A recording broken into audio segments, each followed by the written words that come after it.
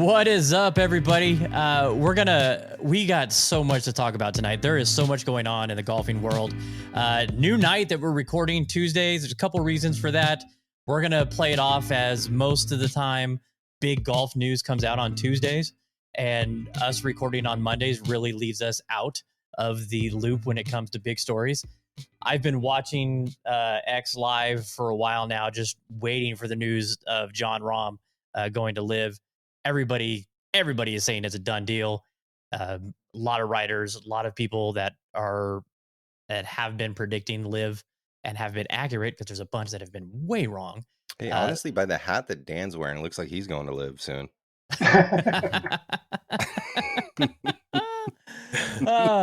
So we had the VGN finals this past weekend. Tiger was back out on the course. The Rahm rumors are going on.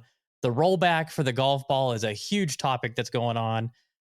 Joe and I participated for the first time in a Loop Golf Club, the betting app that's out right now. That was really cool today.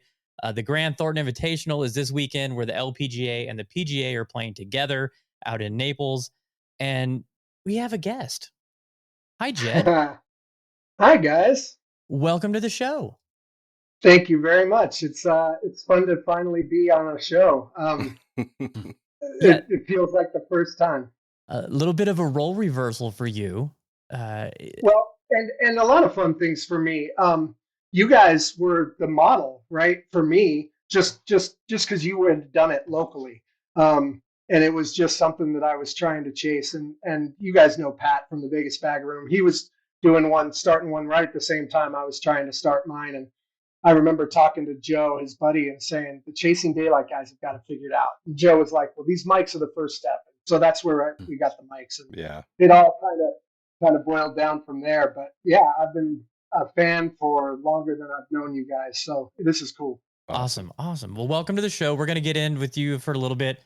Something else that took place today, our raffle winner, Sean Wood, joined Jeremy, Joe, and myself out at Southern Highlands for the SNGA event today. Our third raffle winner. Well, I wasn't. Nobody else needed to know that. That's new.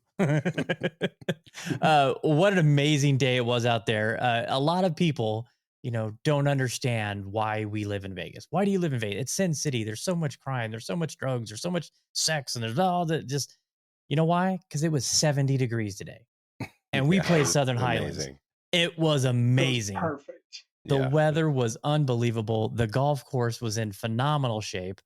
We'll continue to brag about how we whooped Derek Carr's ass at his own tournament there last year, but we haven't played it since then. And they've made some changes to that golf course where they have made the fairways almost non-existent. Because I sure as hell couldn't find one all day long today. Joe was striping it down the middle, but Jeremy and I and Sean were playing out of the rough, which there's more rough than fairway. Good Lord. There's a lot of it out there. Jeremy, what was your thoughts on the day? Man, the rough was very tough. Like, there was some super sticky situations in there. You don't get spin, so you have to think, and the greens were quick, so you have to think about where you're going to land it, how much rollout there's going to be. It's just tough. Like, especially if you're not hitting the ball how you normally do or you expect to, that course will expose you, and it leaves you with no confidence at the end. So, but it's Southern Highlands. Like, it's still the best day ever. So, it's a balancing act. Disappointment, but it was Southern Highlands. So it was a lot of fun. Can't wait to get out there again someday, hopefully. Yeah. Joe. Yeah. This was your first time playing your own ball, because we played it. It was a scramble last time. Yeah. RTJ's last course. It shined a little more for me today. Obviously hitting my own ball most of the time. Loop Golf Club was a fun addition to the round. Greens were quick. Shout out Steve Barber. He was he was our caddy. Really did a great job. Steve-O. Fantastic. Steve-O was on it, man. He was jumping around. Always. One of the best caddies I've ever had personally. It was a great day. Greens were quick. Fantastic shape, great scenery, great people. Had a really good time. Had it going for a minute, lost it for a bit, but very strategic with the rough. But like Jeremy mentioned, I mean, a lot of it was down grain, so that helped a little bit, but no spin. Had some issues with the bunkers because we don't see bunkers like that very often that are in really good shape. So it was fun playing out of the bunkers yeah, I because they wish I were had. in I wish I such had. good shape. I wish I had more bunker shots so I could kind of learn how to hit out of those bunkers because they are pristine, and we don't get that very often in Vegas. So it was a great time. You know, my Loved my it. first one it shot in the bunker, I kind of fluffed it and didn't hit it very well. But everyone after that, I was on it, man, and God, it was fun to hit out of that. Yeah, my little steep open face puncher didn't work very well. You got to flip it a little bit more. So Yeah, the hard pan Revere bunker shot. If you do that out there, you'll hit the ball maybe 6 inches. yeah. But It I will did just dig into the ground. win the front 9, the back 9, and the overall 9 against Matt in the Loop Golf app. So that's a win. Yeah. But I did get the new shafts in my club. So shout out Matt for building a non-spinning ferrule club set. I was giving him shit. That's why he's saying that. No spinners? Yeah, no spree wells on the ferrules yet. Okay, So we'll see how those come. Okay. But the new clubs are feeling good. It was my 4th or 5th round with them, and they're vibing a little bit. And so yeah, shout out the Breakfast Ball Custom Shop Garage Shop, makeshift new name. Okay. Madera Canyon Club Builders. PayPal invoices coming to a computer near you. Yeah, with service fee. Yes, absolutely. Okay, Tiger in the news. Tiger's back. Jed, are you a Tiger Woods fan or? Sure. Okay. Tiger was the boom before the pandemic. He was the original golf boom. Yeah, exactly. He was back in action, much different swing, very upper body, even more so now than it was when he came back from the last comeback, before the last comeback, before the last comeback, before the last comeback. Smashing the ball. It's amazing. His ability to hit a golf ball is so good that they just tell him, hey, you can't do this anymore. You can't use the ground to generate speed. Okay, I'm just going to bulk up like a freaking wrestler and just, I mean, God, he's yoked. He looks like a monster out there. Feels good to see him back for sure. And that course it's always a fun one to watch. I mean, it reminded upper body swing. It reminded me of El Dan's. I mean, just power from the fucking chest. Just El Dan is out there just pounding shit. So yep, he's a pounder. But it was good to see him back. I mean, and with his thought process, trying to play one tournament a month, we're going to see him. I would think even if he doesn't hold up to that, I think we're going to see him at least 5 times next year. I think we're going to see him for the majors, and we're going to see him at least one other. We'll probably see him at Riviera. Maybe Arnold Palmer. I don't know. You got to work out with the schedule, but we're going to see him a little bit more, I think, which everybody should be down for. I'm definitely down for it. So yeah, he always brings the crowd. He brings the eyes. So I'm excited. And he looked like he could play. He looked good. Dan, did you see any of it? Yeah, I watched a little bit of it. I saw a few minutes in the first and second round. But yeah, it's good to see him out there again. Of course, he's the big name. He's the big draw. Everybody likes to see Tiger. So hopefully he can, stick around a little bit more. And I didn't really notice the limp a whole lot. So no. It was much less. Yeah. So maybe, this once a month is actually doable, which would be awesome. Yeah, and I saw him. He didn't have the full sleeve on his leg. He had there was a part where he just had like a band on. So that's where the bolts are. That's where he plugs in at. Yeah. That's where. That's the USB-C port. That's the connection. Yeah. But oh shit, what was I just gonna say? Yeah, I think he did really well. I mean, it was great to see him. We haven't seen Sunday Red in a long time, so it was awesome to see. Yeah. So other news that took place in that's the Bahamas. What I was gonna say. Did you see the video where he might break up with Nike? Yeah. Yep. I did not. Oh, is that over them not being able to make him shoes? I don't know, but I've seen a couple posts. About it. So there's a potential breaking moment with Tiger and Nike, which would be massive. Insane. Whoa. That would be crazy. So I don't know. We'll see. Wow. Okay, so what does he do? What does he? Yeah, where would Tiger Where go? would It Tiger seems go like- for? He gonna go? Yeah. It seems like I- Nike would be more likely to just buy out the next company that Tiger goes to, and Right. still be Yeah. Nike. It's in Well, their best I mean, interest. Hey, been- JL Lindbergh, you are now Nike by Lindbergh. K Juice, you are now T Woods. No, I mean he's been wearing FootJoys. That's no secret, obviously. But if I was Tiger, I would just create my own shit. Yeah. He has it all. It's just under the Nike umbrella. Yeah, I know that, but I mean, he probably gets what 60-70% of that at tops. I mean, Woodswear. yeah, Woodswear, dubs. Woodswear. I don't know. I mean, we'll see. And it's not confirmed. We've just seen it, so it's going to be interesting because that would be a massive breakup in the game of that golf. would be. So, Wow. yeah. Okay, so the other thing that took place in the Bahamas is Scotty Scheffler. He won the Hero, and he had a new putter in his bag. We were teasing this last week a little bit. I had heard some rumors that this was going to happen, but Scotty is now working with Logan Olson, and everybody knows big Olson fanboy. Been following Logan for a long time. I currently have 4 Olson putters, which one I use. When did you Worth get your about first $100,000 one? each now. What's that? When did you get your Biggest first one. Olson? The first one, it was right after he started. I mean, he maybe had 200 followers, I think. It was really early. I saw the company that did my breakfast ball head covers. They posted a photo of the original Olson head cover, and I was like, "Who's that?" And so I looked him up and reached out to him and did a review for him, and he sent me a putter. Then I ordered a putter. Then I ordered another putter. Then I ordered another putter. Yeah, I'm blown away that he has locked this out. He said that, he's been working with some top players in the world. A little bit more came out today when pictures of Nelly Corda's new putter that she's gaming this weekend.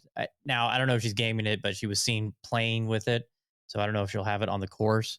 I don't know if you looked through those photos that I sent you guys, but yeah, it he looks a took little different. Olson with the weights at the bottom. I mean, that's the weights at the bottom, and then he also took the TaylorMade face, the insert, yes, True little face. and milled it Wow. Yeah, into the face. So yeah. I mean, that tells me he's working with TaylorMade. And there was a TaylorMade grip on it. So Yeah. yeah. So I mean, how old is he now? He's 25, 26? 24, 25, something like that. He's Yeah. he's still a baby. Just a It's crazy. genius. So he's going to be be the Scotty Cameron of Titleist, but with TaylorMade. maybe. We'll man. see. I think he's on his way. Trending that way. That's so crazy. It's definitely That's trending amazing. that way. And when Do you have a Circle L? You got a Circle L? I Yeah. do. I have No, two. they'll call it the Big O. the big O. Joe, keep that putter locked up in the safe. Yeah, it's over here. I got one at least. I don't Yeah, have Joe's got 4, one. but Hey, sometimes. I mean, Anyways. Matt has a 1 of 13, or 1 of 12 now. So 1 of 12. like, Yeah, he can so retire I don't soon. know if you guys, I don't know if you know this. So Logan made a special run of 13 putters. It's got a copper face insert. It's stunning. It's beautiful. So one of the guys that owns one sent it back to him and had him change it and put a plumber's neck on it because it's got a flow neck. And so this guy now thinks that it has more value because it's a 1 of 1. And a lot of people in the Olson community believe, no, that's not the case because you took a 1 of 13 and changed it. So it may be a 1 of 1, but it's still 1 of 13. Yeah. That has been changed. So anyways, so I know Erica thought you were crazy when you spent $1,200 on a putter, but I mean, it's going to pay off. It's going to pay off at some point. Well, the value has gone insane. I mean, people are selling them for like double 4 and times. triple what Yeah. they were selling them for 3 weeks ago. So it may be time to let some go.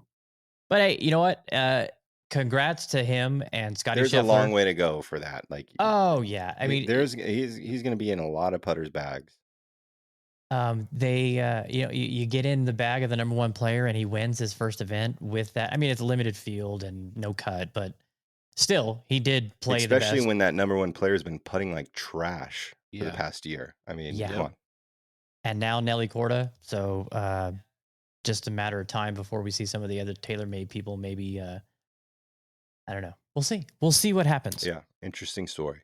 All right. We'll keep you informed. So real quick on the Rahm rumors, do you guys think it's true? Think he's gone? What's your feeling? I think if there's this much talk about it, he's gone. Yeah, I think he's gone.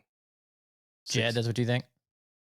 I think he's definitely gone, and I think that it just for the.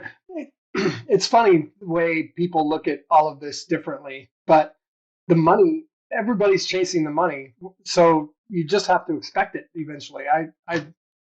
I'm surprised it's not happening even more and more frequently now that it's just becoming so there's so many defections. Yeah.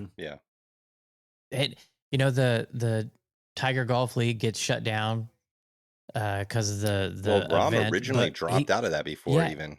Yeah. He left, and it's you wonder if the Tiger thing not happening was another reason. Like he's bailing because I'm not going to get paid. Like he was expecting money from the Tiger Golf League. Liv comes to him and they're like, "Hey, you got to start getting rid of these, attachments to the PGA if we're going to do this." He bails on that. Now, it's wild. Dan, I think Dan, that was the telltale sign. I mean, him dropping out of that was he's going to Live. Scotty D says he's gone. Yeah, I agree. I think with him dropping out and pulling out all that stuff, and then I think I heard he withdrew today from the Amex Championships or something like that coming up. But really? I think, but I maybe I'm mistaken. I've been at work a lot, but yeah, and especially if the rumors are true, over $500 million or something like that for some of these offers. A lot of money to say no to. That's a lot of money. A lot of money. Okay, so everybody's in agreement. Rahm is gone. So gone. Got him out. If he stays, great. But I mean, he got that Masters invite for the rest of his life. So I don't know how Sevy's going to feel about that, but to each his own, I guess. Well, he's hanging with Sergio again. So yeah. But they said some of the stories were he'll have his own team. So makes sense. So he will probably take over. Yeah. Sergio Garcia is out, and Rahm's going to be the captain of the Fireballs, probably, or Sergio's going to be assistant, whatever that might come to be. But you can't have Rahm on a team and him not be the captain. So, are they really named the Fireballs? I think they are. Yeah, right. That's Sergio's team. I don't know. What's your Live Golf team? Seriously, it's so creative. Their names are so terrible. So terrible. Bad. I mean, even like the TGL names that were coming out were better than, and they were still kind of cheesy, but they were even better than the Live names. Yeah. Okay, so I haven't done enough research on the rollback to get into that. My personal thoughts on it is the driver is the issue, not the golf ball. The tech in golf clubs now is so advanced that it makes it so much easier to hit the ball. I think making the driver in the fairway woods a difficult golf club to hit and rewarding guys that can hit it in the center of the face repeatedly would change a lot.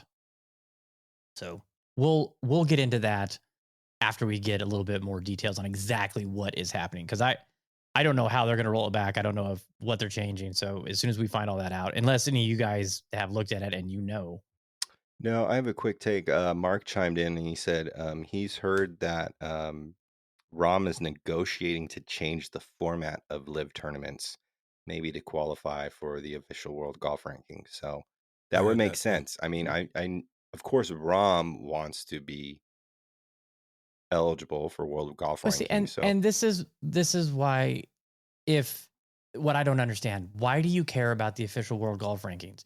if live is so much better and it's such a better life and it's Yeah, such but a I don't better think lifestyle. Rahm has never said anything like that, right? Rahm wants to play to be the best he possibly can, right? So he wants to be able to play in majors and qualify for things. He also wants his money, so he's either going to negotiate for official world golf rankings and get his money, or he's probably going to play for official world golf rankings. That might be some kind of thing where, that could be the breaking point for him. If they can't change their format to where it's a 3-day fucking scramble tournament, which they do right now, basically, um, Rahm might be out, but they're probably going to cater to Rahm because he is one of the biggest names. I mean, he's top 5 names in the game, no doubt about that. So, and they want him, so they might change it. And Phil's going to be very tired after his 3rd day of playing golf, and he won't compete on the 4th day. So, take some So theanine. you think Rahm can move the needle more for live than Phil, Bryson, Justin, 100%, Jade, no doubt about it. Yeah, Yeah, no all doubt those I other about agree it. with guys? Joe. No doubt about it. Really? No doubt about it. Just because of his Recent global U.S. Open winner, recent Masters winner, club foot, fucking swinging. Phil, Connects to those but Phil people. Mickelson, Bryson DeChambeau, Brooks Koepka, all those guys are multiple They've major been, winners. but they've been gone for like 3 years now. Nobody cares about them as much as they do Rahm now. Rahm would be the forefront of the next wave. All right, all right. So real good, we're gonna reach out to the guys at Loop Golf and see if they want to come on and talk about the show or talk to us on the show about their golf app. It's a really, if you haven't checked it out on Instagram, it's at Loop Golf Club, LOOP Golf Club. And what it is, it's a wagering app where it takes your information and it uses GIN. You have to verify your handicap with it, and you can wager with somebody in your group. And then, like Joe and I today, we did a match play. We did 5 on the front, 5 on the back, 10 total. And then other people that are users on the app can also hop in and place wagers. Yeah. And this is the first time we used it, and Pins and Passports hopped on, and we think one of the founders was who the other guy was. Yeah. Bumger or something like that. So he's one of the co-founders. And they hopped on and got into some action on it, and it's really unique. And I am somebody that when I see one of my friends is playing on 18 birdies, I'll do and I'm not, like, I'm at home or I'm off doing something, whatever. Watching Ricky Lake or something. Yeah. And I'm not playing. I'll turn on the notifications. So hole by hole notification. So I see how their round is going. This is like that kind of. Yeah. But you're wagering on it. You guys, fuck you and your Ricky Lake.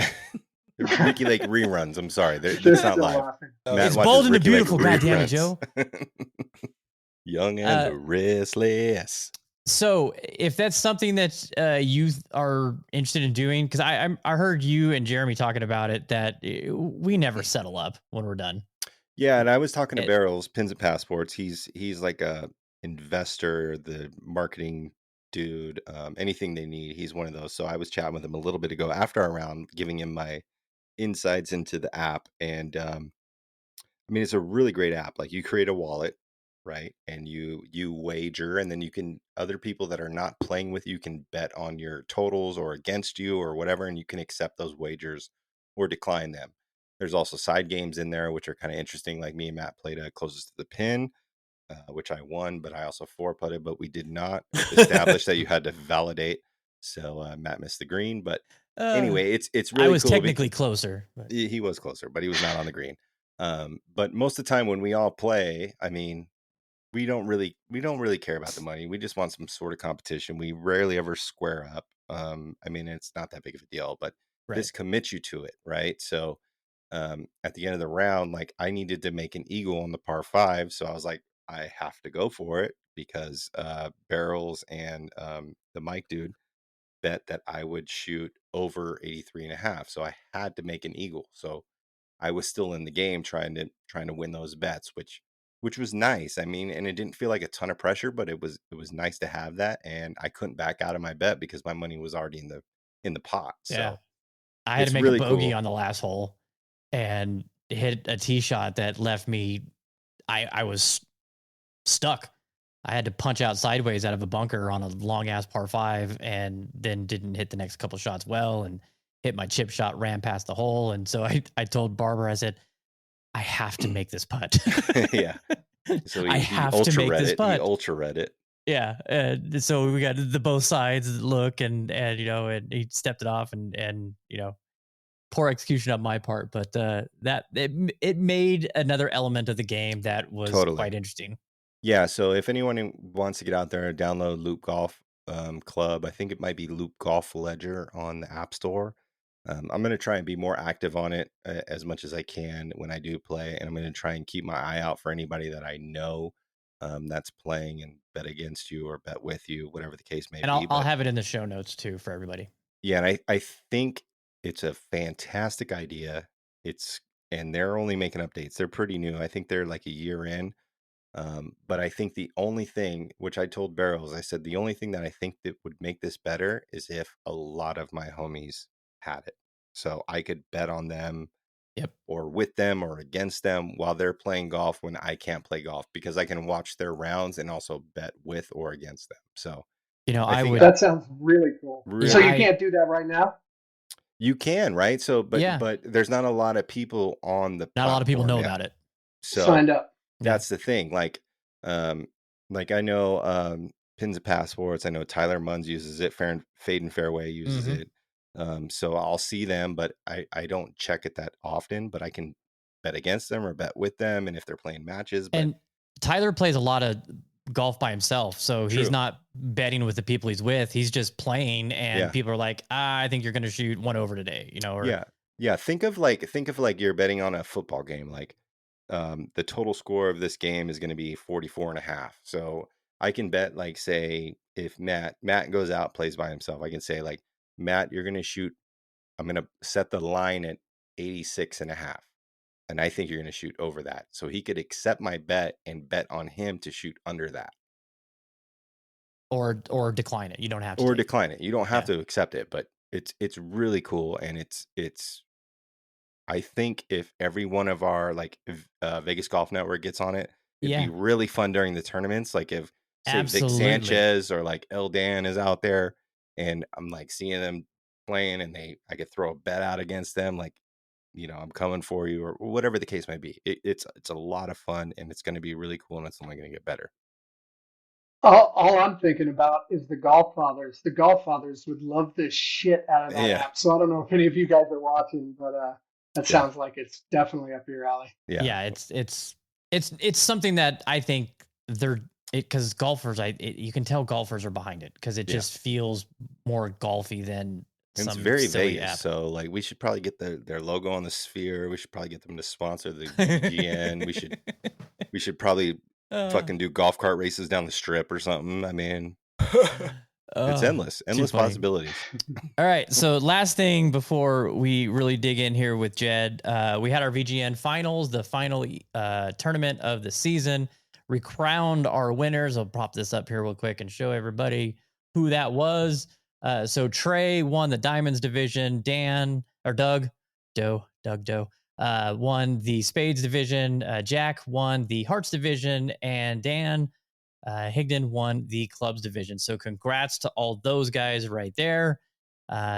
Trey, Doug, and Dan, along with Chris Perez, won the tournament, and they won free entry into next season. So congrats to those guys as well. Kind of a shit show over the weekend. Oh no, don't get him started. No, I'm not gonna get into it. Yeah. I told everybody in the email that I sent out, because the people that weren't involved in the finals, they didn't know what took place. But there was a course mix up. So we were supposed to play Concord Saturday as a shotgun and Lexington Sunday as tee times, and they got it backwards, and I accidentally found out. So yeah, it's a little bit stressful, but it all came together. We've got a great group of guys. I was stressed, and everybody's like, "We know it's not you. It's all good." And it turned out pretty well. I was pretty happy with everybody. So, I think Lexington was amazing. Concord was in great shape for it being a half dormant, half green course. The greens were good. Still got bunker problems out there, but everybody got to play out of them. And, Greens do look better though. So yeah, greens were looking really good. So congrats to that. And the new season will kick off in February, end of February, out at Las Vegas National. So if you are listening to this and you are not a VGN member and you want to be one, you can go to the Vegas Golf Network website, vegasgolfnetwork.com, and check that out. yeah. So, or if you need clubs built, I mean, Matt builds clubs. I mean, he did a great job. Your boy was on fire. I mean, shout out Matt for building my clubs. No spinning fairways currently, so this guy. And then one last thing, I want to give some love to the Golf Stop. This, been going there for a couple weeks, 3 weeks now, 4 weeks now, playing. Jeremy and I went and played.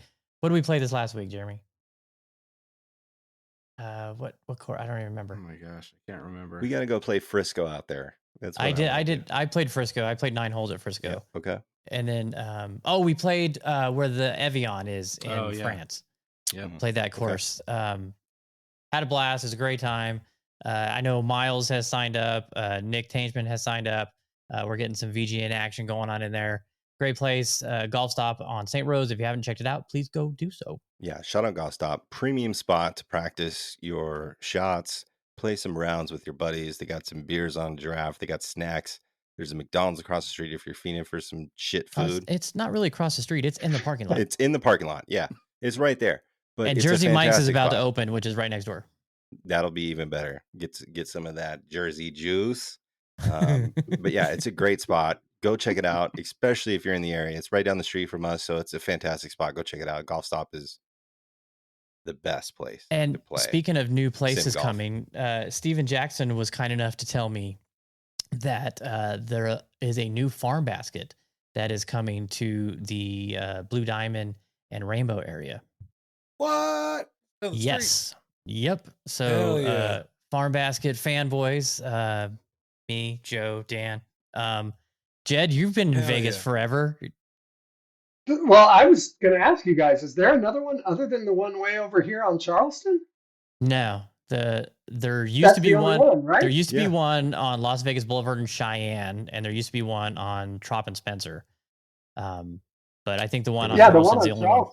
Is the one I've known for years and years. I just know you guys all live on the other side of town. Jones and Spring Mountain, Trop and Eastern, there was one. But man, Farm Basket is making a return, and I am very thankful. Oh, yeah. Yes, let's hope it has more than 4 booths. Okay, so that's it. Gage in the chat. Gage is in the chat. And oh, what's up, Gage? Yeah, he's ready to hear from Jed. I mean, we've covered all of our weekly stuff, right? Yeah, we got our dishes clean. They're in the Jed's washer. The celebrity of Las Vegas golf this week, so we're turning it over. I know you guys have been waiting, but it's coming. So, and we're here now. Thanks for everybody tuning in, and it's a pleasure to have Jed here on the pod. Yeah, thanks, guys. Celebrity of the week was the coolest thing when I came out to see you guys Saturday. That someone yelled at me, and he actually came in. I'm sorry, I forgot his name, but he came into one of my pieces and said, "I was the one that yelled that at you," and I was like, "That was the best part of my day. That was cool." Yeah, I mean, it was a good heckle. The you're at the wrong golf course, but celebrity of the week was pretty good. Yeah, you've been making your rounds, so I mean, the free agent tour. Yeah, the view is very different for you. I mean, have you ever been to Revere before? Have you ever seen those views? I mean, you were at Desert Pines, and I think you might have played. Where did you play with Gage at Durango Hills? Yeah, it looked like. Gage was. So what happened was, how that whole thing started is, well, yeah, I don't know where to start, but for how this weekend went was Friday night. I just was. I didn't know what to do with myself because I spend or spent a lot of time on my job. And we can get into a little bit of that if we want. I think that I'd like to do that, but there's a couple things that I want to focus on more than others. But the way that this weekend happened was I just didn't know what to do, and I wanted to do something. And then it just hit me late Friday night. I said, all these guys are out playing all weekend. I should just go out and introduce myself to other golf course guys, stop in the golf shops, explain my situation, get to come out, see guys, make content. It was cool, really cool to make the Sunday one. But yeah, so I just put in my stories, whoever's playing golf, hit me up and let me know. I just want to maybe swing by. And Joe was the first one who popped right in and said, we're playing at Revere tomorrow morning. I said, great, see you there. And then Ron got in early Saturday morning too and said that they were doing the charity event for the Feet Foundation over at Desert Pines. And the Feet Foundation was actually the last certificate. So what happens with golf tournaments, fundraising golf tournaments, I'm sure you guys do this too with your events, is you go to other golf courses and you ask for rounds of golf that you can donate off and you can make more money for your charity. We tend to do those for groups that are playing golf because it's a golf tournament and it's a lead for us to possibly get the group the next year, right? So this Feet Foundation certificate was the last one that I did a couple of weeks ago. And so it just was kind of kismet. I got to go out there and meet the guys, and that one was really fun. But yeah, I just came up with the free agent tour because it looked like that's what I was going to be doing, just bouncing around. And then Gage said that he was going to be playing Monday morning, and he said, "Come play." And I have to say this. I don't have to say this. I need to say this. I've had a lot of guys this last year and a half try to get me to play golf, and I just haven't played the game in a long, long time. And Gage has been the one who has asked the most all summer long. And so he was like, "You don't even have a job anymore. You have to come play." Yeah. No excuses. And I was just going to go hit like a wedge, right?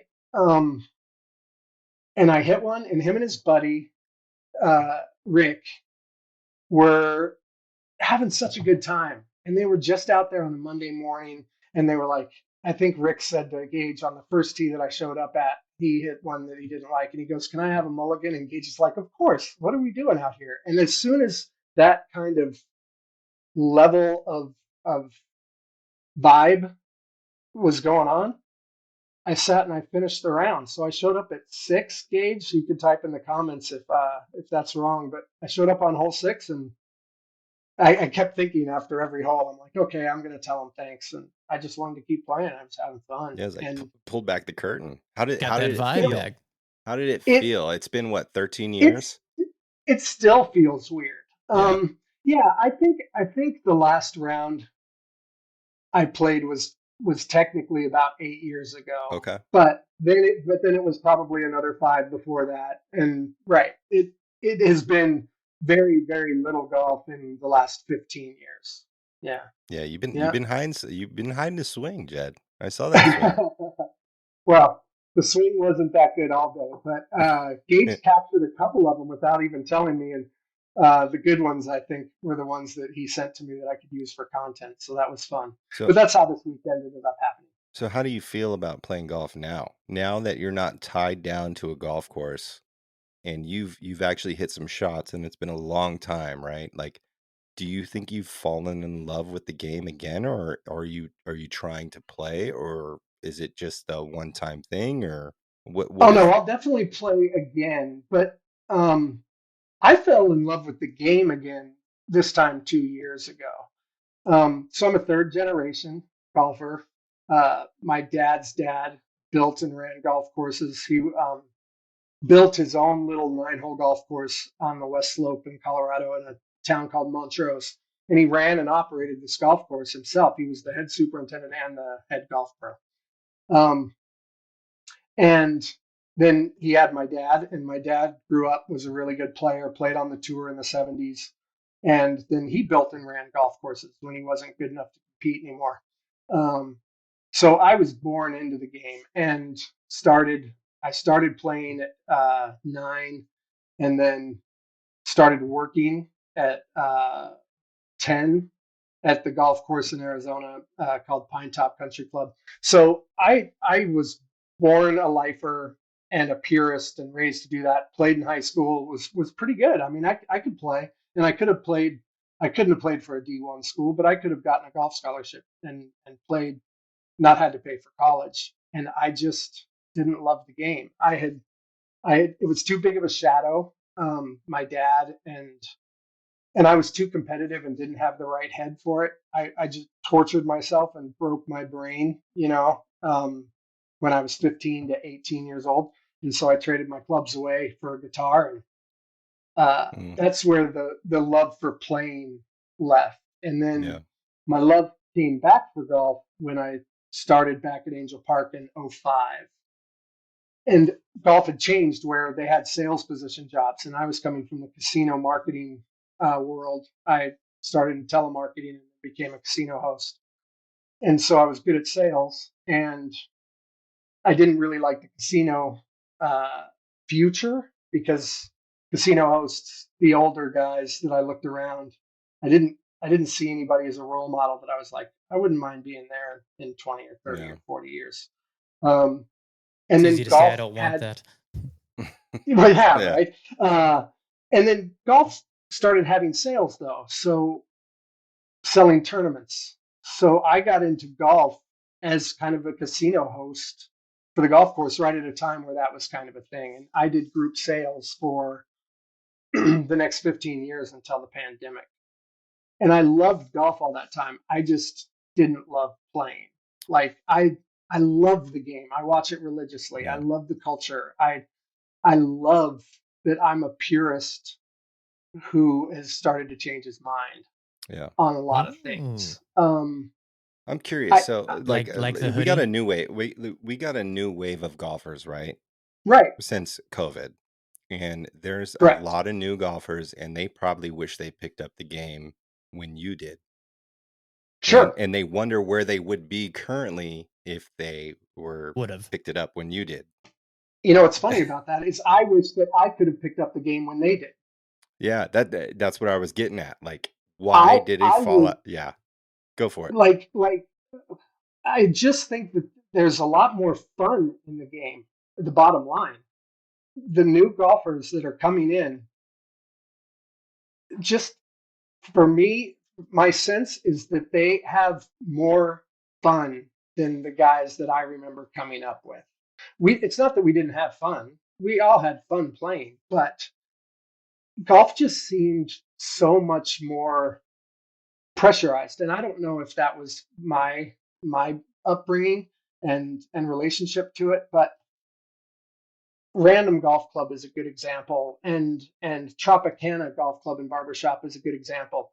These are guys who are getting into the game recently. Almost all of them have been in the game 3, 4, 5 years tops, and most of them for 3 since the pandemic. And they just have fun. It's hard to find guys in those groups that aren't having a great time. Yeah. Always. And golf's never been like that I've seen.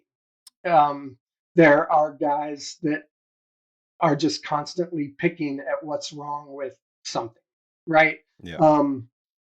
And afraid of change. And I was taught that the most important thing for the game is to grow the game. So the pandemic felt like the most exciting thing that could ever happen to golf for me, in my opinion. But yes, to bring it back to playing yesterday, I did fall back in love with just swinging a club. I missed it. Yeah. I mean, I could go swing again tomorrow, and I can't fucking believe I'm saying it, right? Like that, I would have laughed you out of the room 2 years ago. I would have wagered money I couldn't afford. Yeah. That's funny. Before we dive deep into growing the game, because I know that's where you were going, right, Matt? No. So. I didn't want to get into that. I respect people that actually have good hearts and intention with growing the game. I can't stand the people that use growing the game as an excuse. I was just That gonna say it. It sounds like there's a wave of soul golfers coming, oh and Jesus Christ. bean and cheese burrito eaters of the world unite. Soul golf, we are here. All right, go ahead, Matt. All Sorry. right. So I want to dive into what made you want to start Golf at the Park, and what was your idea for what it was to be, and what is the difference for what it became?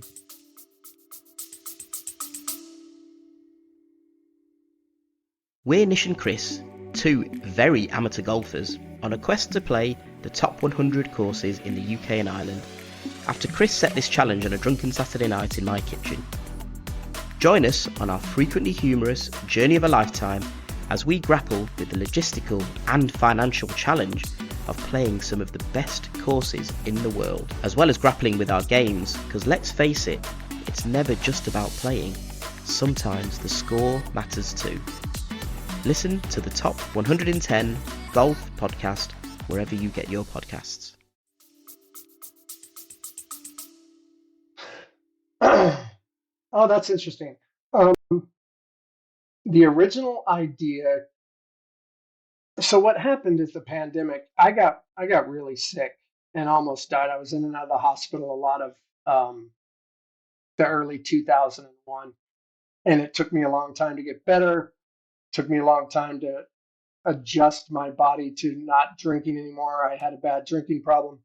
Everything coalesced. I didn't know I had mental illness. Everything coalesced almost exactly 2 years ago.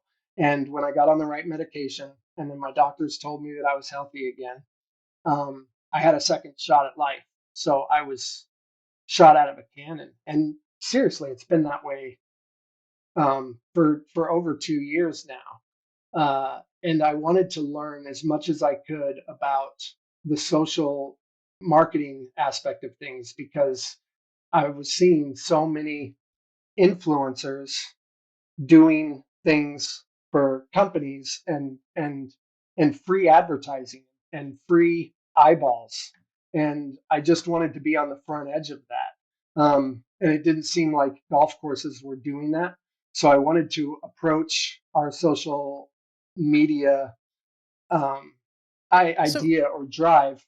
I don't want to interrupt you, but why do you think No, golf yeah. courses don't? Why is typical golf course social media stock bad photos and come play in our wine mixer? It's Microsoft Word pieces that say, come join our scramble. We got breakfast burritos for you. It's a shot of a reindeer from fucking print shop. Like, No, I agree, and that's not. Why do I think that is? yeah. I can tell you. Well, I can guess. I'm not sure that I know for sure, but I can tell you that just an example of when our new management and ownership just came in, they tended to almost um, almost to a piece. You could almost separate them. If I would take a picture, a really good picture, and post it, that was liked and acknowledged that that was what they thought I should be doing. But as soon as it was a video of any kind, it seemed to not have any interest to them. To both my general manager and my corporate office, they never really. It was. I don't want to say anything bad, right? Like, and I don't I'll say say that because I'm trying to take the high road. No, I'll say it. I mean, golf courses are out of whack. They don't see the future. We've been a promoter of yours for a while, right? You saw the Right. future. You're the futurist in a world where they are the pastist. That's not the correct word, but they don't understand what social media can do for a golf course, because social media is the wave of the future. Everybody is on social media, whether it's my mom, who asked me for a Soul Golf sticker the other day. I'm like, I never thought you would want that sticker from my mom. I brought them with me to the golf course. Like, it is a wave of the future. And for a corporation to not see that future is absolutely insane for their investors or people that are invested in the company. Like, it's coming, and you were It on the is coming, forefront, but and it's I been think here. I It's been think here. I think I think part of that's golf, though, right? Yeah, I totally, mean, 100%. I think it's specifically a golf issue because, um, our last management company was Troon, and Troon was trying to do some of the same and have done, and it's done really well. They've partnered, I think, with NBC at this point, and they're running NBC level broadcasts out of their Troon golf courses. So they're on it where it's top notch, super high end quality, professional. If I was able to put something together that looked like that looks, then I think that they would have been into it a lot more. But a lot of it is a growing process and learning and putting Absolutely. together the right things. Totally. One of the things that I was proud of that will give Joe more ammunition, but I don't mean it that way, is they didn't pay for anything. I mean, Yeah, right. That's the everybody studio that asks me, I've told them that. I'm like, out of pocket, nothing out of and pocket. everything out of pocket for us. Nothing. Yeah, I mean, so I did think that it was something that would at least be given more consideration. I'm not sure that anybody from above to corporate ever watched the shows. Yeah. I started mixing in the summer after they had started. Well, right when I started, I said, "Hey, let me start putting some Arcus stuff at the bottom, links. We should bring in Arcus people to have them on the show." And they just weren't into it. They just Wow. so I should have It's crazy. known that they just weren't interested. They just didn't, it wasn't an interest to them. And that's not a bad thing. If they just don't think about it the same way that I did. But one of the things that I guess I'm puzzled about is why, I want to focus it on my love for Angel Park. It's my home, and and I love it. And I remember that my new general manager came to me at one point, a month in, and he said, "Hey, Jed, I just want you to remember how special Angel Park is, how great Angel Park is. If Angel Park was a beautiful woman, she'd be a 10." I just remember thinking that's when I started to know that he doesn't know me at all, and probably isn't interested in doing that, because nobody is a bigger fan of that golf course than me. Yeah. And that love has not changed, and I love all those people, and I don't even hold anything personally against anybody personally or corporate. I just think that they made a wrong decision. I wonder why I had never been written up. I had never really been talked to. There were 2 times that I was asked to pull a content piece that I put up, and I immediately pulled it because they said that wasn't what they wanted to do. They came in and kind of changed things early, and I understood why. They didn't want faces. They wanted Angel Park to be the face. Yeah. And Yeah. that's a perfectly well way to approach your business model. I get it. But when they were starting to change things, I should have known that it was going to hit an end of the line at some point. It just seems like it came out of nowhere No, Yeah. exactly. at Christmas. As the show was growing. Yeah. As it, And I really think it was on. Well, You it just hit wasn't the on the million. cusp of something. You We just- hit a milli yeah. off of one of the. a week or two before, right? yeah. And it's not the million views, because No. everybody knows that that's someone who maybe saw it for 3 seconds. That counts them. Yeah. It's the 77,000 shares, Yeah. Yeah. which means that 77,000 people sent that to Resonated at with least it. one person. Yeah. Yeah. And they resonated And- with it. And everything Angel Park's name is all over it. And and it just our followers on Instagram from 2 years ago, we were at 979. Like it was, I remember the number, and we're at over 4,000. I think we cleared 4,600 right before I left. So well over 400% in 2 years. And it's important that Hey, if people you put that understand. money in a stock, like you'd be happy. I mean, it, and the growth, the groups that were that either started at Angel Park or started coming to Angel Park from regionally from Southern California. I mean, all of these things were built. But I think what I'd like to maybe underline when I brought up my telemarketing background is that, there's a way to work social media like a telemarketer would. And that's what I did. Um, you know, on those 77,000 shares, you can go find all those people and you can go like their pictures That's data. and you can write in there. I mean, it's all engagement. It's posting a story once an hour, so that every hour or so, your thing is popped up and sliding on the top of someone's Instagram feed. So they're more likely to watch your stories, and you can find the times 6 a.m., 9 a.m. when it's best to release pieces. I studied all of those algorithms, and I tried to find the maximum reach possible always. Yeah. And that meant being on the phone all the time. And I loved it so much that I was doing it when I woke up in the morning to when I went to bed at night. And so when I stopped working, it just didn't make sense to do anything else. Yeah. Like my favorite things to do on a break or in free time is I'll go play with my dog or I'll go to the jacuzzi. I love being in my jacuzzi.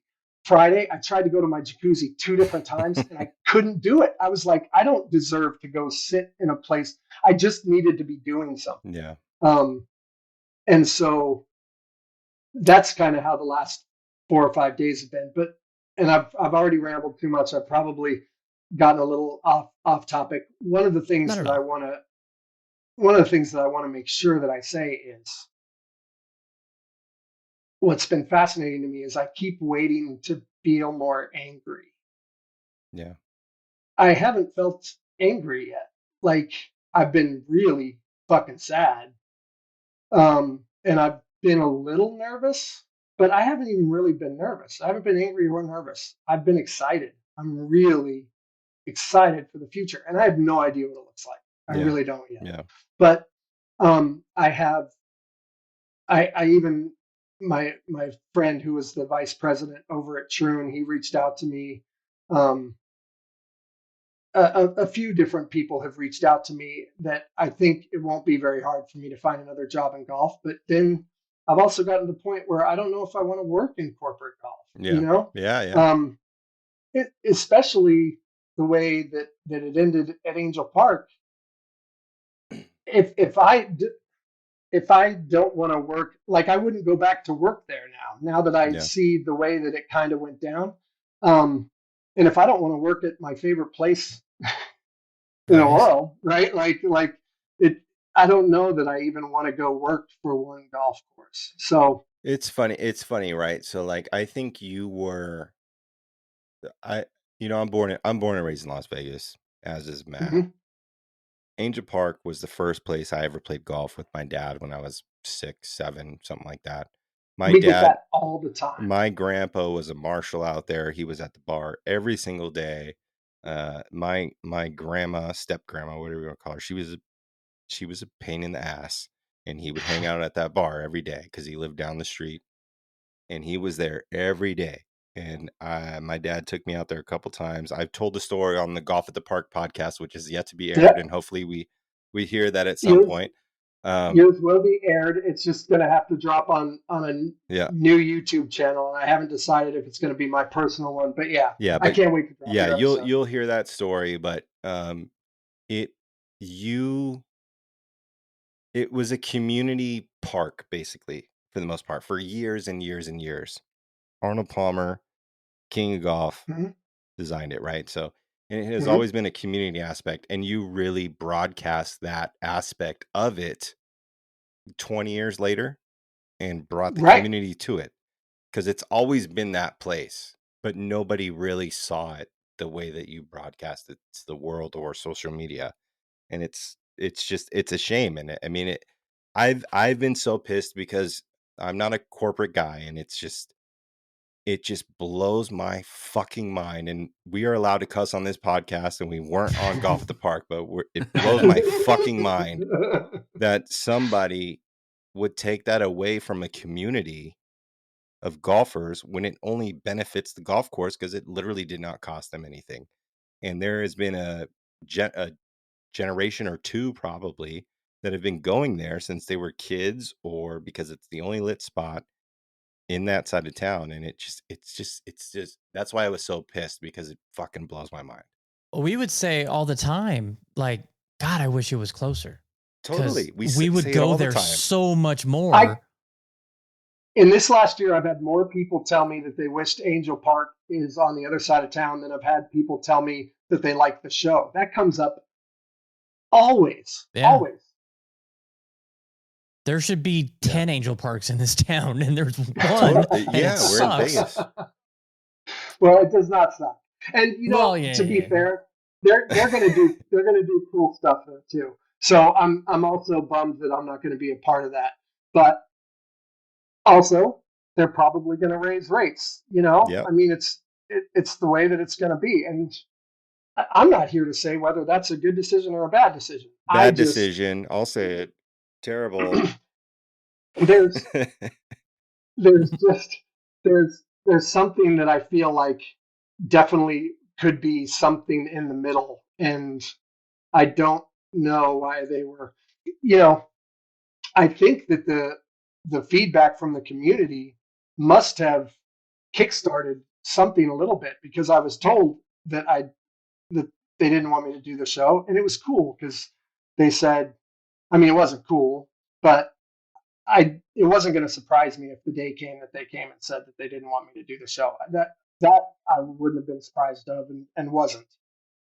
And I thought that I handled it well, because they handled it well. They said, we don't want to discourage you from doing it, and if you want to do it on your own time. I think that they thought that I wasn't putting near as much time into my job as I do. Let's get into that real quick, because Gage did ask for the play-by-play, because you did post a video where it was like, it's on, I can do it on my own terms.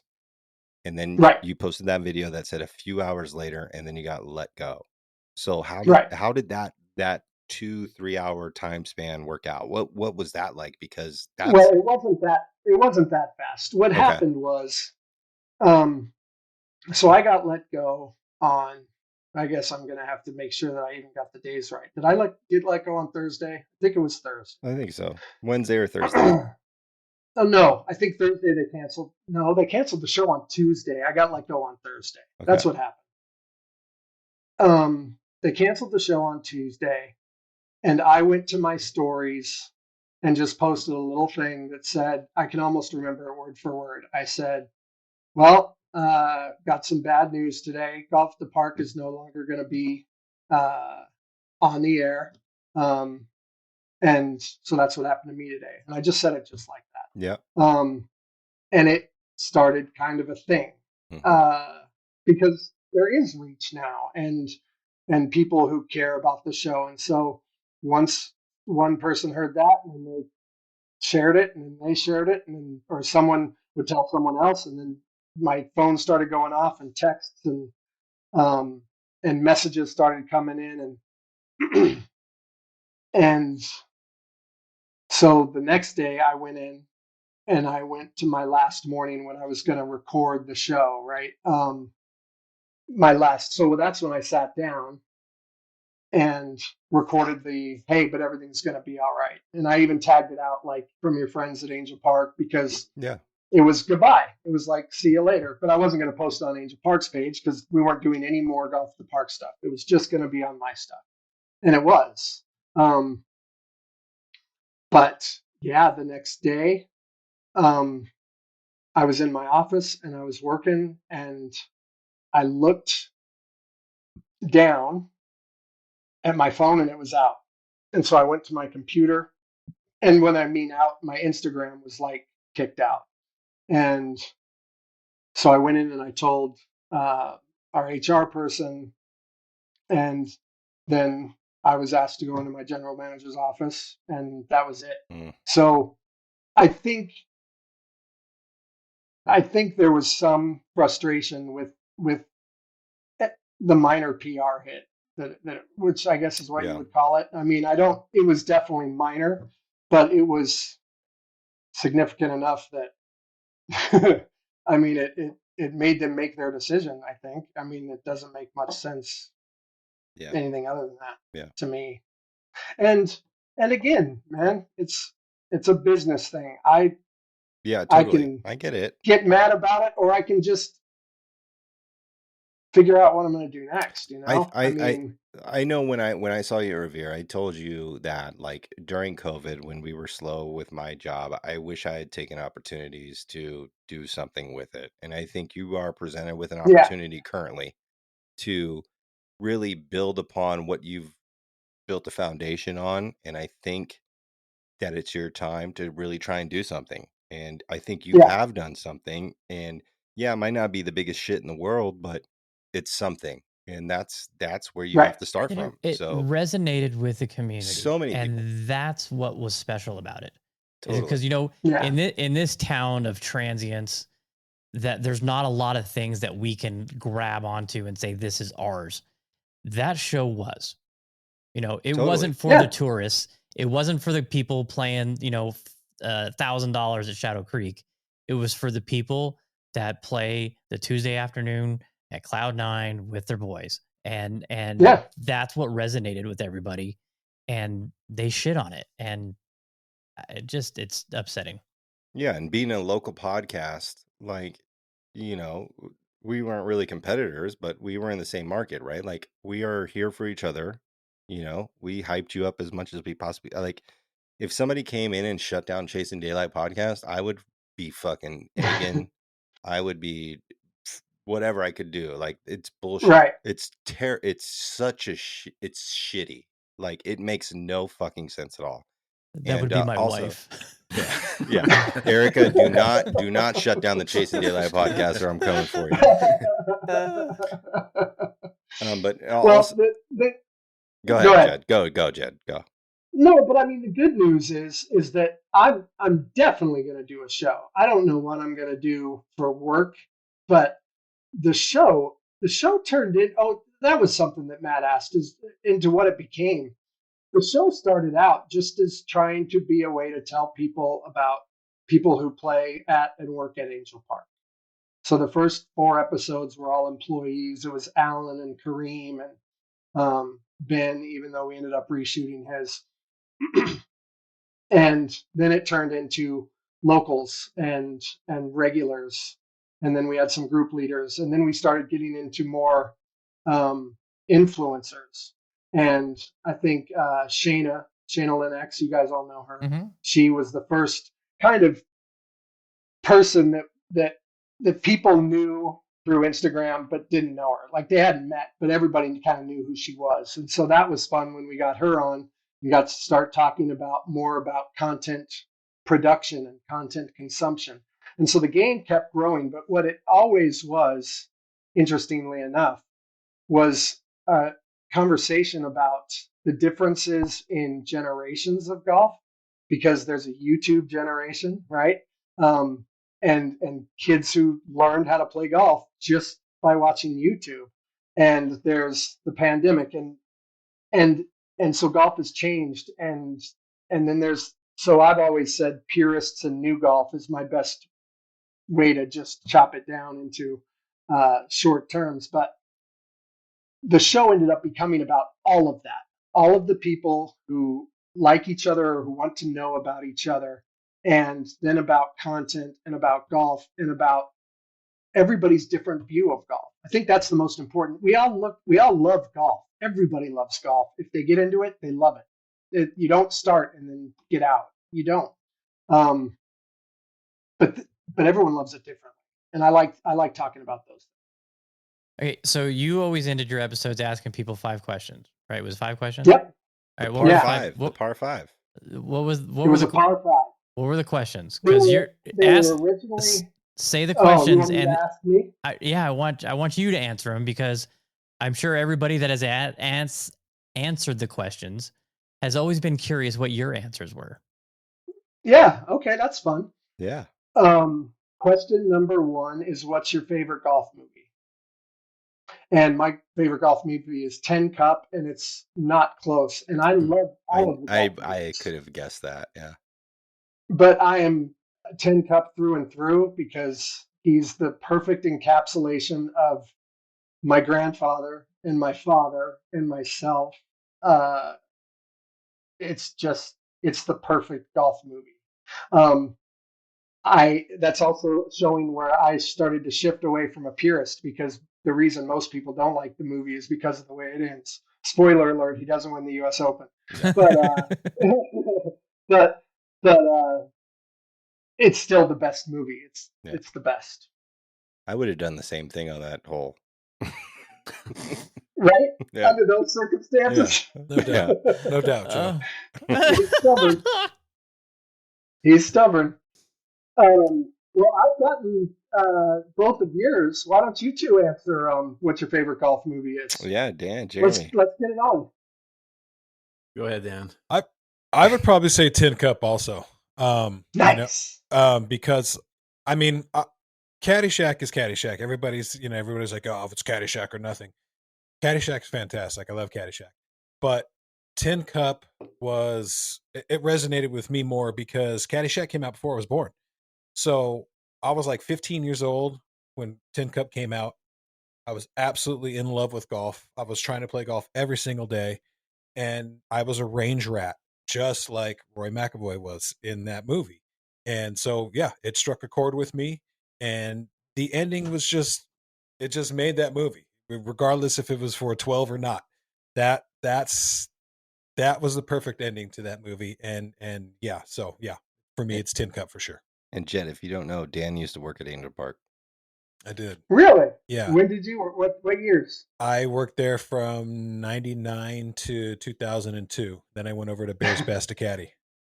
The exact years that I was gone. I left in '98 to caddy at Shadow Creek, and then came back in '05. So you worked 3 years at Angel Park since it's been open, of the 5 that I didn't work at. That's funny. Yeah. All right, Jeremy. Jeremy, if you say 7 days in Utopia, you can't come back. No, I'm not. No, let's go. Say it. No. Say the eagle and the quadruple albatross, whatever that Amazon movie is. No, I'm gonna go. It's probably Tin Cup or Bagger Vance, but I'd probably say Legend of Bagger Vance. Love that movie. That's just I'm Great just a movie. classic That's my golf. 2. Yeah. That's my 2. We get a lot of Legend of Bagger Vance. We get that a lot on the show. Yeah. Good movie. Yep. All right, what was the second Question number 2. What's your favorite club in your bag? And it used to be my 4-wood, but that was so long ago. I mean, that was before really hybrids. That's how old I am. I gotta say, my favorite club is Gage Nitz's 7-iron. There you go. I hit that 7-iron pretty good yesterday. That was, as long as I was hitting the 7-iron, I felt great. So now my favorite club is a 7-iron. You were smoothing that thing, Jed. Good to see it, man. Yeah, it was a good time. Question number 3. Hold on, I think we got to do a triple joint. So I think we got to do Dan and Jeremy on all these questions. Yeah, keep doing it. I love it. Let's go. You lead off, Jay. Go ahead. Favorite club in your bag and why, Jeremy? Definitely my putter. Damn good putter. I just feel I like was going to say whatever Titleist driver this week is in my bag. No. Driver is very low. It's number 14 on the list. Yeah, putter for sure. Like I feel like I'm always comfortable on the green, no matter what putt it is. I feel like I'm going to make the putt. I just love putting. It's really the best part of the game. It's fun. I'm always envious of the people whose putter is their favorite club. That means you can putt well, and that's the hardest thing to do. True. What about you, Dan? Driver for sure. Just love hitting bombs when I can. But also too, I'm kind of I pride myself in my low ball. I have a pretty good ability to hit a little stinger, and so yeah, so it's fun. It's just fun to hit the driver. Yeah, wait till you see this guy hit a ball. It's just ridiculous. a fucking piercing. Yeah, it's like, welcome to Claire's. We're about to pierce your ears because it's just. Welcome to Wow. Claire's. What's your club speed? Like 116, 117. That'll do it. ridiculous. All right, what's 3? Question number 3 is, what's your aiming fluid? So what are you drinking out on the golf course? And for most of my life, it would have been, well, I wasn't drinking it on the golf course, but there you go. That was your answer. Yep. That's right. Showing the little advertisement. It would have been tequila my whole life. I love tequila. Tequila is the only drink I miss, but I'm sober for, it'll be 3 years in February. So Nice. Congratulations on that. On the golf course, yesterday on the golf course, I drank ginger ale all day long. That's my drink these days. Nice. All right, Dan, you go first. What's your aiming fluid? I would say probably either 805 or Mango Cart. Like 805 is probably 805 is like my favorite beer, but there's something about a good breakfast beer in the Mango Cart at like 9 a.m. when everybody looks at you sideways, you know. It's just it's a good golf course beverage. It's a hitter. Yeah, I'm the same Mango Cart too. I think my life was changed Wow. at Torrey Pines last 2022. When is that when that was? Yeah, When I discovered Mango Cart with 22. Dan, and yeah, Mango Cart for sure. You guys need to reach out for a sponsorship. Yeah, That would be Hit 'em awesome. up. Golden Road Brewery. That'd be awesome. It's a girl that runs that brewery, actually. Oh, Really? Yeah. All right, what's 4? Question number 4 is, okay, so we changed the question. We changed it from what's your Let's what's go your old thing school, you do Jed. on Old school. old school Jed? Old school All right, Jed. so everybody, when they hit a bad shot, golfers, when they had a bad shot, they have a reaction. Everyone has a reaction. Some are internal, some are external, some are club breaking, some are club throwing. But the most common thing, and the question was, do you have any particular word that you say when you hit a bad shot? Because most golfers tend to go back to the same word. That was the original question. And the way that I came up with that question was from James Lipton's Inside the Actors Studio, which is totally dating myself, but it was the show that was on. Wow. James Lipton, I remember him, yeah. Oh, Do you remember that? Yeah, Oh, Will yeah. Ferrell. Will Ferrell would do him on CSNL. He would. Yep. That's right. With a fake beard. Yep. Yeah. And at the end, he would ask, "What's your favorite swear word?" And that was my favorite part of that show, is what the famous actor's favorite swear word was. And then when it dawned on me that all you hear on the golf course sometimes is swear words, it just made sense as a question. That got changed, so we started it talking about anger. But we'll do it old school. What's your favorite swear word? Mine is easy, and you would think it would be more common than it was, but I did have one other person say that it was theirs, but mine is jackass. Jackass. And generally you're a jackass, or jackass. Or why do you got to be a jackass? Happy that Gilmore. type of stuff. Mm-hmm. James Lipton would be like, "What's your favorite swear word?" Jeremy, what's yours? Do you have one? Because we would also get people that don't swear too, right? I swear. So It doesn't have to be a swear word, yeah. yeah.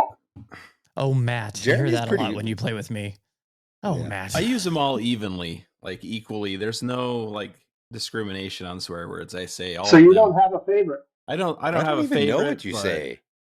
Played a it's lot of golf with probably- Jeremy, and I don't even know what he says. It's I probably can't think of muttering anything like dumbass, like under my breath, probably. Yeah, like, yeah. What I was can see that? So do you find that you can shake it off pretty easy? Jeremy is of the Yeah. Club Breakers Club. Not when I got his Vokey wedge for free. I had a history of breaking clubs, and it's funny because they're all wedges. So I've been really good. I don't think I've broken one in 2 years now. So since the SM8, yeah. Since Joe got my No. sand wedge out of the garbage No, can. No. Oh. Remember, Jeremy, Oh, the 3-wood, yeah, and yeah. you smoked the tee marker at Bears Best? I did smash my 3-wood into the tee marker at Bears Best. So yeah, that was right. maybe a year. Huge dent in that. I still have that club, and I might put a shaft in it and try seeing if it's still viable. But yeah, I'm a club breaker in recovery. Definitely.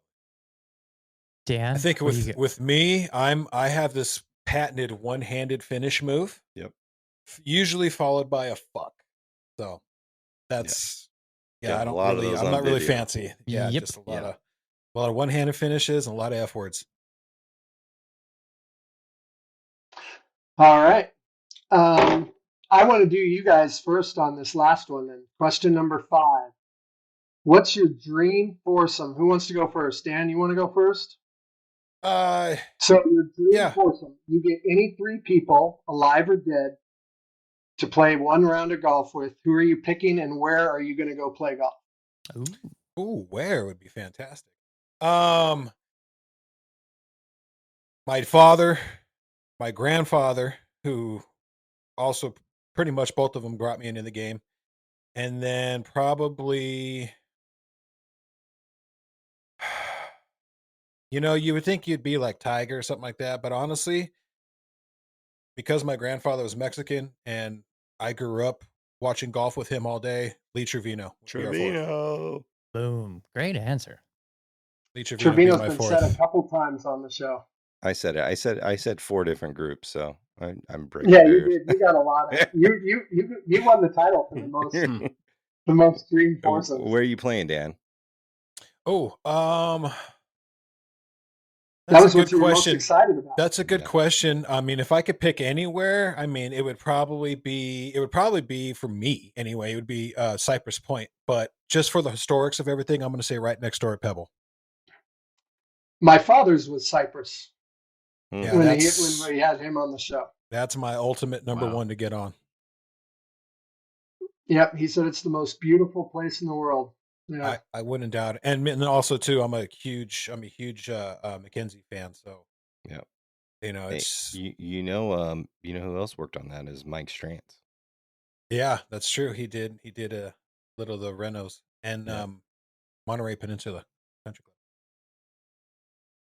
All right, Jeremy. Jeremy, what's your? Oh man, I got to go with my dad, Freddie Couples, because he's my dad's favorite player, and that's the player that I loved when I was a kid and still do.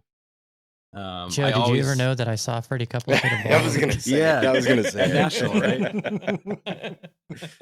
Yeah, love Freddie Couples. I'm gonna say my 4th is probably a selfish one for me, and I'm gonna go.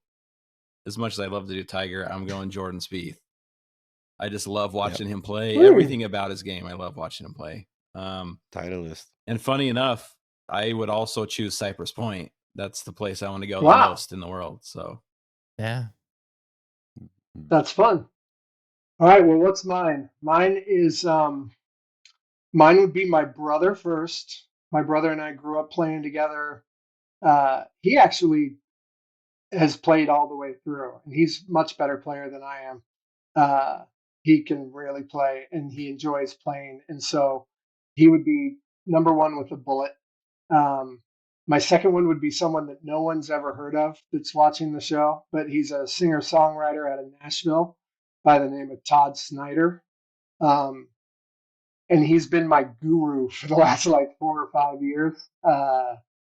I'm a songwriter on the side. It's just what I do as a hobby. And I would love to play golf with him. And then I would play golf with my oldest daughter, Bonnie Karen. She got into the game. She played left-handed, and she's not even left-handed. That's just the way she swung the club. She's 26 now, so she played guitar, hero, and played golf left-handed, even though she's right-handed. That was fun. So that's who I'd play with: my daughter, my brother, and Todd Snyder, which is really weird. Where are you teeing it up at? Augusta. Period. All day, every day. All day, Yep. every day. Yeah. I like it. Yeah. It would be a distant second. Man. Okay. So there you go. Were you able to see the difference prior to you doing what you did with the social media, as far as people coming to the course, course recognition? Was there a way for you to say, like, if corporate came Measure to you and that. said, prove to us what you're doing, did you guys have a way to see what was happening? Well, it's hard to track Yeah. hard numbers, right? Because one of the things that I wanted to do in the summer was to try and offer like a link or a code through our social media channels for, let's say, 10% off. But it would be a way to track, if they're clicking that link, you can only get that if you're on YouTube or if you're on Instagram, right? So, but they didn't want to do that. They were like, why would we do discounts and discount resort rates? So it was hard to track it. But what I can tell you is certainly by the end of the summer, by September and October and November, I booked at least a foursome and sometimes as many as 16 players, resort players from SoCal and from Phoenix. I just booked them myself. So you could go into the tee sheets, I guess, and pull that my name booked those resort rates. But I don't think I don't think that they think that it mattered. It moved any needles. A lot of the groups would come in on discounts sometimes, right? So if I could get a guy a resident rate that was coming in on resort and he was going to do footage, then I would try to do that for the one guy that was shooting the footage. But they're not impeding anyone at that point.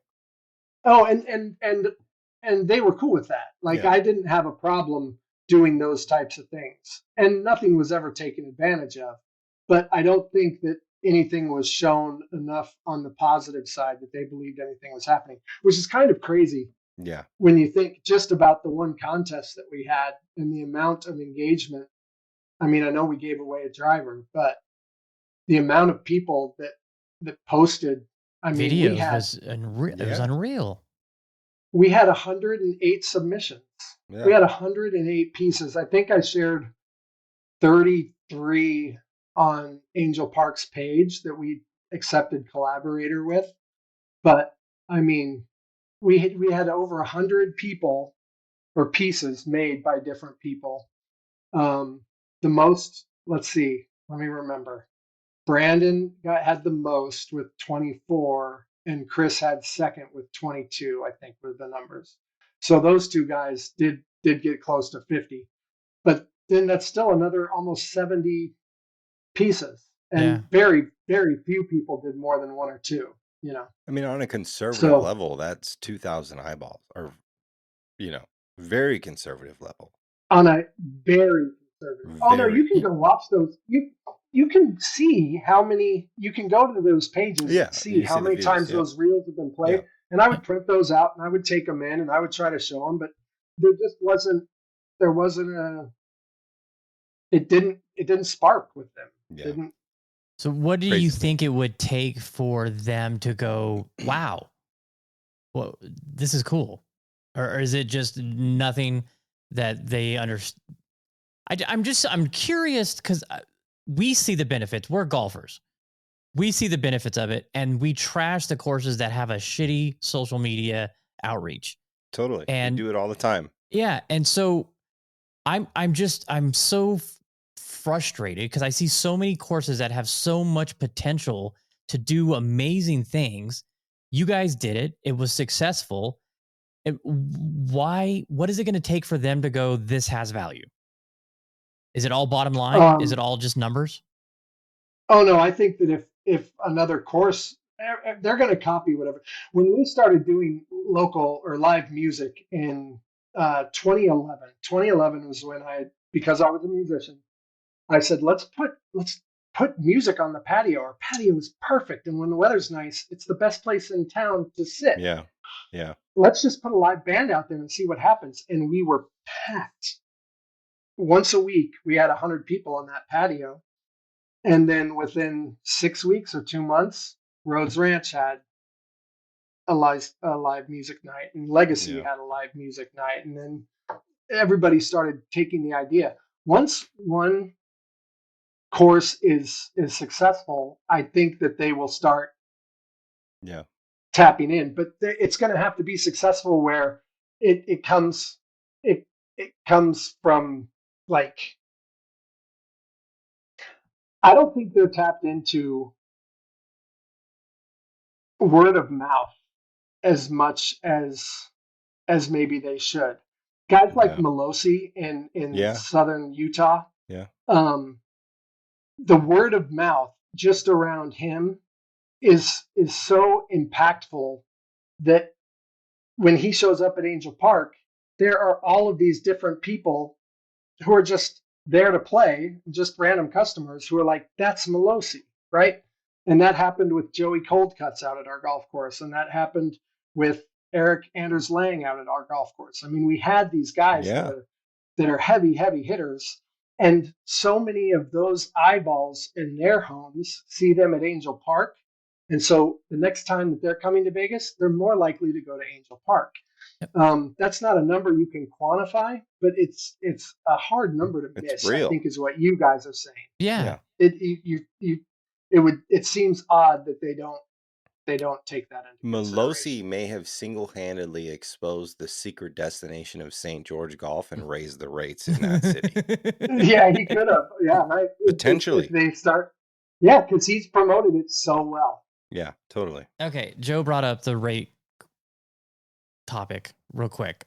As you were in golf sales, and you saw the golf world in Vegas prior to COVID, where there was $19 after 3, there was 24 after 4, there was, Monday through Thursday, $39 after noon, and now all that is gone. One of my biggest beefs that I have, and I want to get your thoughts on this from the other side of the counter. With all the water restrictions that have come down, Southern Nevada is leading the world in water conservation. I mean, it's amazing what they are doing. And the golf courses are taking a hit for it. They're not allowed to water as much. They've had to reduce grass. They've had to reduce water features. And the courses are just not as nice as they used to be. Not all of them. There are still some, like Mountain Course right now looks incredible. Darden is done an amazing job. It's in phenomenal shape. It's in such good shape. Yeah, but a lot of the courses don't have as much watering ability. The courses are inferior to what they were 5 years ago, but the rates have tripled, quadrupled. Because there's not a lot of businesses out there where you get an inferior product and you're paying more. Typically, that will close a business down. But for golf, it's like the opposite. You can put trash out there and charge people ridiculous amounts of money, and they're gonna pay it. And what's going on with that, in your opinion? Well, I think again, you have to go back to, and I think every business should at least intrinsically know this. We're a tourist destination. We're built on resort money. The entire city is that way. So it's not odd that golf is that way too. However, we're also such an interesting seasonal town, and that's how it affects golf, because we have a couple of really amazing months that we can sell our golf course, and then we have shoulder seasons where you don't know what you're going to get. And so the demand is up because of the pandemic. So I don't know really how to get into, it's almost an economics discussion of supply and demand. But I think the important thing to remember is that the locals are going to be who always take care of you. right? Not the Thank you. tourists.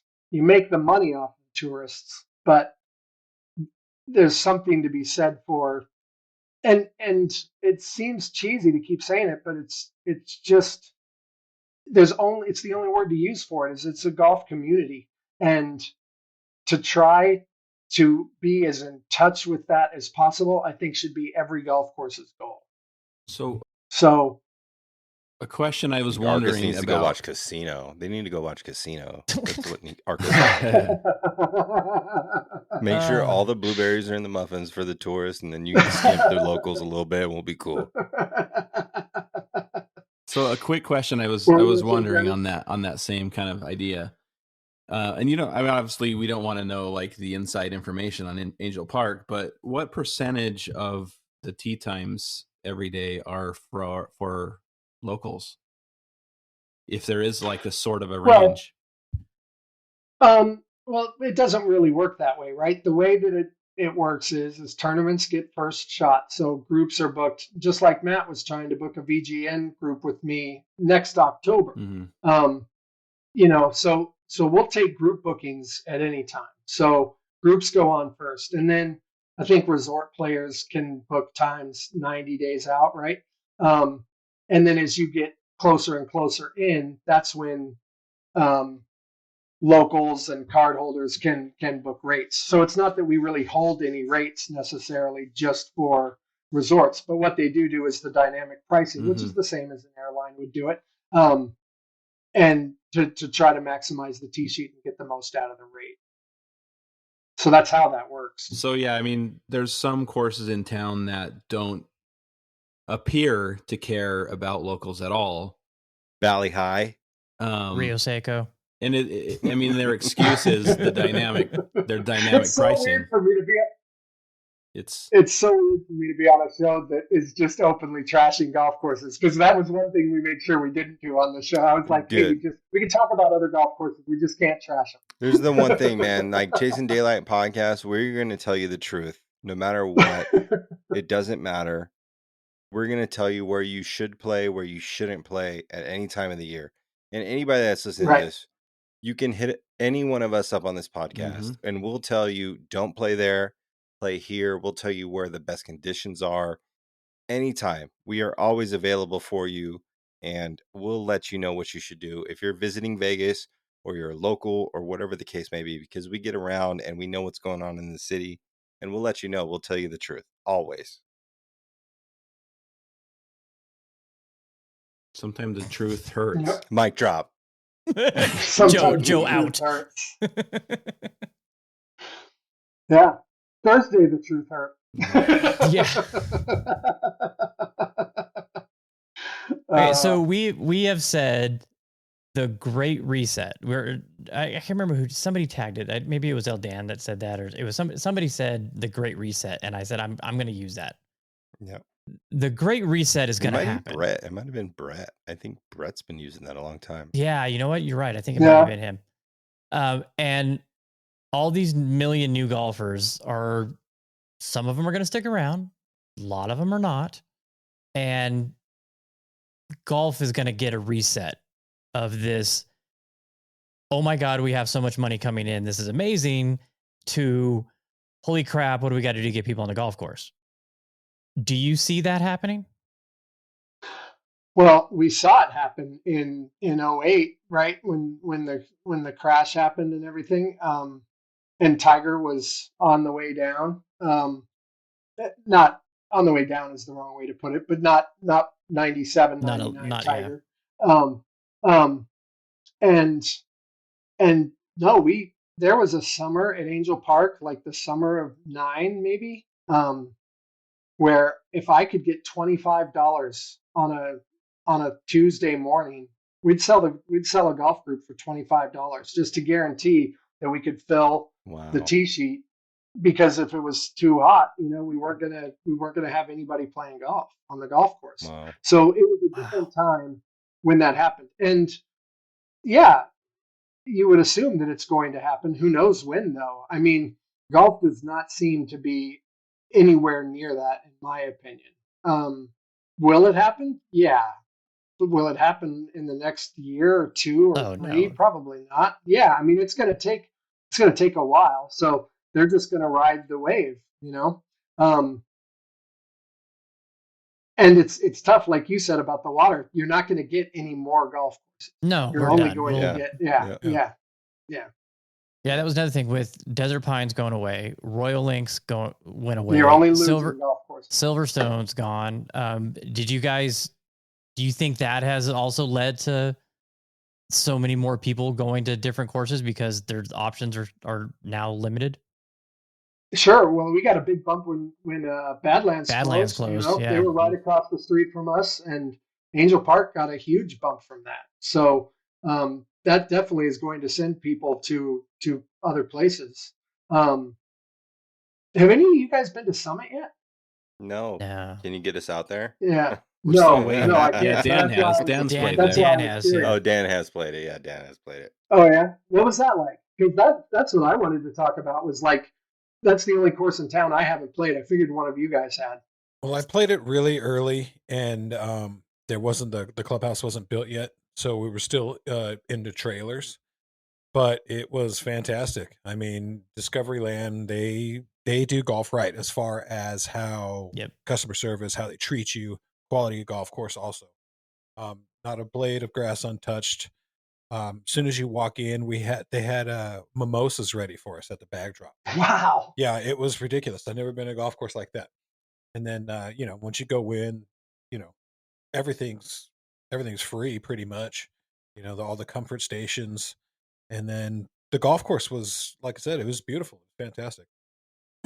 Yeah, the views are amazing. Okay. It's not a super hard golf course, but it's beautiful. Yeah, the PGA proved that. Okay. Is Shadow $1,000 golf course? No, Is it a? Well- Go ahead. it's a $500 or $600 golf course. Yeah. Yeah, No doubt. I mean it's incredible. I can tell you that when I started there in '99, I couldn't drive onto the lot. I had to park like outside and then get taken in on a cart. You couldn't take a camera in. Like I wasn't allowed to even have a camera on me. It was a different time in the '90s, and it was incredible. But Southern Highlands and Cascada, they're all really nice too. Shadow Creek is the best, and it's my favorite. But I just don't understand how anybody could ever pay $1,000 to play a golf. Yeah, I just don't get it. It's crazy. So what do you think is okay? So how can I phrase this? So let's not take tourists. Let's take locals. Okay. Not take the tourists out of it. Okay. Based on the golf courses that we have here compared to other places, I tell people, the thing that's awesome about Vegas, like I said at the beginning of the show, it's December. It was 70 degrees. We have, we can play 12 months out of the year. I've played in shorts in January. So we have the benefits for being able to play year round. But the prices are just insane right now. And I think a lot of the courses are charging just way too much for the quality of the course. And does it hurt? Because this is what I say, I'll bring the tourists back into it. Somebody comes here and they get charged $350 to play Bali High. And they come and they experience Bali High, which, I mean, Joe's not a big fan of Bali High. I like it. It's a $80 course, in my opinion. It's not a $325 course. So those tourists come here and they go there and they pay that. And they're like, wow, this is way overpriced. But it's Vegas. I'm on a golf trip. I don't care. I've been in line at National where, I get the local rate of $69. The guy behind me gets hit for $190. And at Wild Horse, we pay $49 and the tourists are paying $125. And it's like, they're not going to come back, in my opinion. Like, you guys are charging way too much for this. And there's no connection with those people because there's no desire to get them back because they're here. Let's get them for what we can get them for. And they don't come back. Oh, well, I don't care. We got their money today. Does that mindset need to change? Well, I don't think that they have that as a mindset. I don't think that they look at it that way. I think that they look at it as I don't think that they think people are leaving. What you're describing is people who play a lot of golf and play a lot of golf courses. And so wherever they're from, there are really good golf courses, there are average golf courses, there are not good golf courses. And they rate them on what they're worth. And then that's going to be different in a small town than in a city. And then in a city, different at, San Diego, then Vegas, then Salt Lake City, then Denver. But what you're assuming is that people are coming here and paying that and then going home and saying, well, the golf was okay, but it wasn't worth what we paid for it. And I don't know that a lot of people are saying that, at least about Angel Park. And so that's one of the reasons why I totally understand raising the rates. I wish that there was more of a emphasis on locals and community and that's where I think that I just wish that I didn't think they were lacking that way. I miss some of the conversation, but it's like you can go to different parts of the country and play some incredible golf courses designed by incredible architects and pay less than you would at Angel Park. Like I think Dan and myself are big, like huge golf travel guys. Next Hitting Green shirt, huge golf travel guy. And go play like a Mike Strand's course at Caledonia or True Blue and pay $100. And you are playing a golf course like that is far superior than anything you're going to get in Las Vegas. Unless you're going to pay the huge dollars. Like you can go play Robert Trent Jones trail in Alabama. Like Trent Jones did, he did Southern Highlands. You can go play something that he designed in Alabama for, that's not private, for $80 probably in Alabama. Like, and I mean, we're a huge transient town and it's built on tourists. I get that. But like, there is a lot of golf to be discovered across this country. And there's a lot to see. And I totally emphasize and influence and expect you to get out there and go see all of it that you can. You already brought it up. Someone already brought it up about St. George. I mean, exactly. There are hidden gems. There are hidden gems everywhere. Totally. Mhm. Yeah. All right, Jed. We haven't gone this long in a while, so thanks. I was going to say we've been on. I think it's our longest Thank you, guys. podcast ever. I think it's our longest podcast ever. Yeah. Ding, yeah. ding, ding. Thank you so much for coming on. I hope we got some of the questions that people were wanting to know answered. We're excited for what you're going to be doing in the future. I know everybody's going to be staying tuned to Jed and the Talent on Instagram to find out where this takes you. The episodes, are you going to be able to get the old episodes? Yeah, so I have all the episodes. I'll be able to put those on a web podcast or on podcast format. There's a lot of steps, but I've got guests booked and I'm ready to go. I don't have a name yet. I don't know how much I want to change a little bit of the format, but yeah, I hope to have it launched not long into January. So that's what the plans is. Check with me early 2024. Awesome. Any leads on where you're going to end up yet? Or is the free agent tour still rolling? No guesses. Yeah, we'll see. Well, you guys will be the first to know. Right. Awesome. Awesome.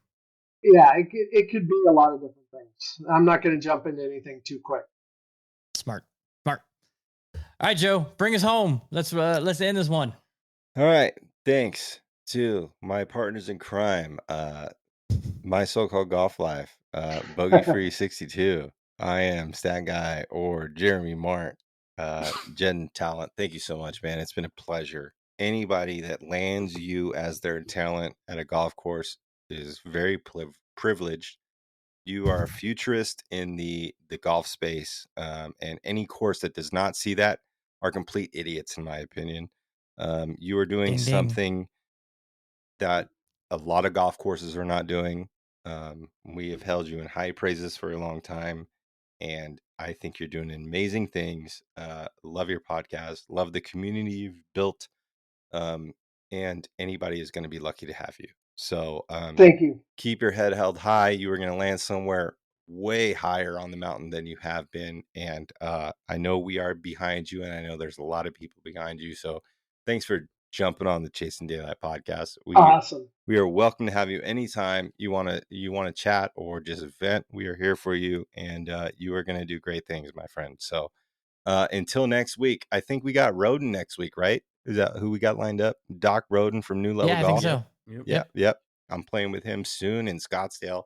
So, and then after that, I think we got Blind Squirrel Golf. I told them Monday, but now we've switched to Tuesday. So Blind Squirrel Golf. Shout out my homie Blind Squirrel Golf out in North Carolina. He's the homie. He's doing similar things to me, but he played Bally Hack and he's played the Ocean course recently. So Dan and him can get together on that. But a lot of great things coming from Chasing Daylight podcast. We're here for you every single week.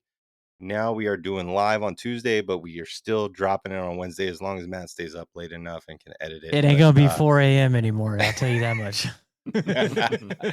Hey, thanks for tuning in. How long does it take you to edit this? It depends. It Depends on how our audio and camera quality is. Yeah. Good enough. Edit this out, please. Can you edit this out, please? Hey, thanks everybody for tuning in. And as I said, we are here for you every single week. Shout out Jed and the Talent. Go follow him on Instagram. Get involved with what he's doing. Shout out Golf, Luke Ledger Golf. And we'll see you next week. Until then, later.